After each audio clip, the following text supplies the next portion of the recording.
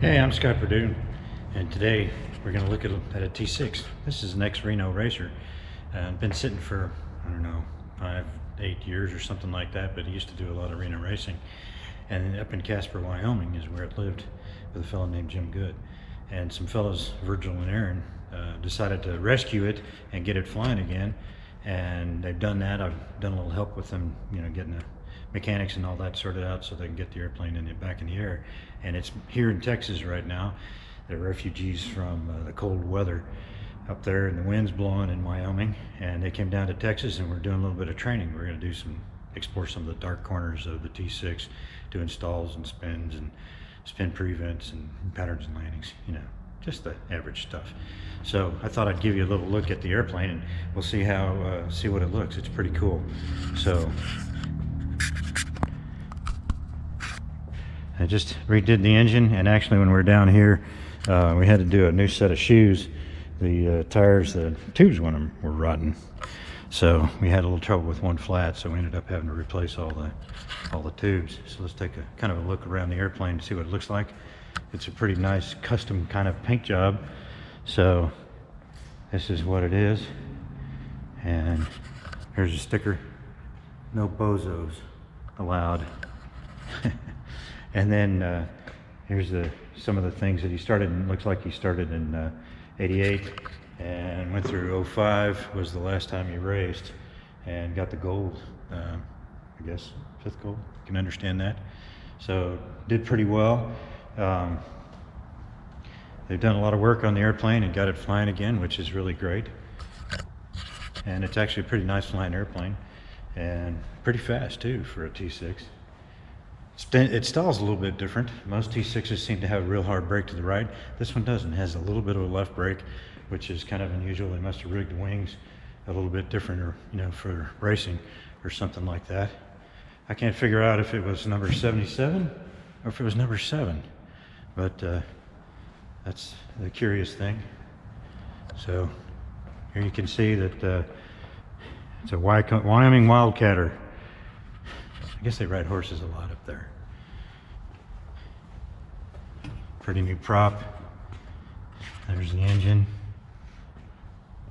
It's all fresh and ready to go. So that's pretty cool. What we're going to do is, I forgot to take a look at the cockpit. You would not believe the front cockpit on this thing. So let's take a look at this. It's pretty amazing. So this is the front cockpit. I'll turn it on here in a little while and take a look at it. But it's got the big Garmin display, a 650, new intercom, a 200 radio, I guess that's a 345. We'll take a look at it. And it's got a standby attitude indicator, just in a EDM 930 from JPI for an engine monitor. It's a pretty amazing setup. So I decided to go ahead and spend the money and overkill it and make it look fancy. I guess what I'm going to do with the airplane is just have fun with it. We're down getting some training on it right now. Learn how to fly the thing. Maybe sometime down the road we'll think about taking it back to Reno, but we need to learn how to fly the thing first and have some fun with it. Speaking of fun, well, let's get to the meat of this particular video, and we're going to start with spin prevents. If you're in the traffic pattern and you have overshooting winds, something like that, you depart the airplane, well, if you don't recover it, you're going to die, and the odds are if you let spin develop, you are. So the idea is prevent that spin to begin with, and how you do that is when the airplane starts to slice, just like in our video there, you go forward stick to break the AOA, get that boundary layer reattached, and then you use the rudder to recover. And then you recover from the dive, and hopefully you have plenty of altitude to do that. Spin prevent. So the first thing you do in the stall, and when the airplane starts to slice, you recognize it, oh my gosh, so then you unload, and then use the rudder to correct it, and then you have prevented the spin, recover from the dive, and we should be fine. Okay, next up is the spin.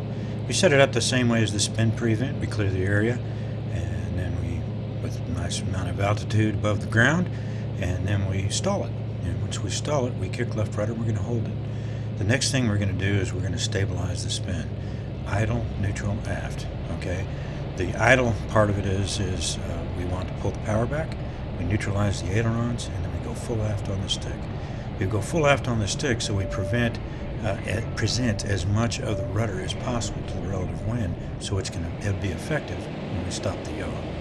So idle, neutral, aft, and then and we do those because if you remember the accelerated spin video, we don't want to accelerate the spin and make it harder to recover.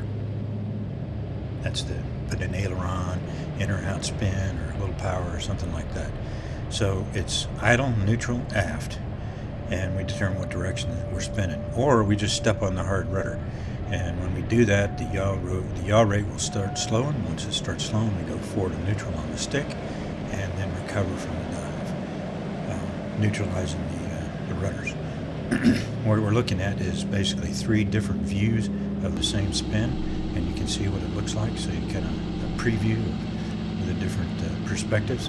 One, the tail perspective in particular, is really nice because you can see what's happening with the elevator and the rudder. So here we go. Left rudder, into the spin, the departure's there, idle, neutral, aft, stabilize the spin. We're spinning left, right rudder, and then take out the rudder, pop the forward stick, and then recover from the dive. No big deal. We'll get the nose above the horizon, we'll minimize our altitude loss. Now, wasn't that just a lot of fun? Well, that was fun. There's nothing more satisfying than getting all discombobulated and then recovering it on your own. So I highly recommend it that you go out there and get some training from somebody and spin recoveries, and it'll build your confidence level, there's no doubt, because it's just another regime that happens with the airplane. Hopefully you can see that if you approach this thing in a controlled manner, that spinning it or departing it is not a big deal. It's just, like I said, just another regime, just something that happens. And you can get more comfortable flying the airplane and staying away from those dark corners that can bite you. So, but the important takeaway, I think, to remember about this is not the spin recovery itself and how to do it, what the mantra is, etc. It's actually how to prevent the spin from happening. Because if you're in the traffic pattern, a spin recovery is not going to save your life, but a spin prevent will. So just avoid getting into that departure altogether. You prevent the yaw, or stop the yaw, and reattach that boundary layer, prevent the stall, and then fly out. That's the best thing to do. Just don't depart to begin with, or don't let it develop. So y'all be safe out there. Thanks for watching. Don't forget to subscribe. That really helps me out. And see you next time on FlyWire.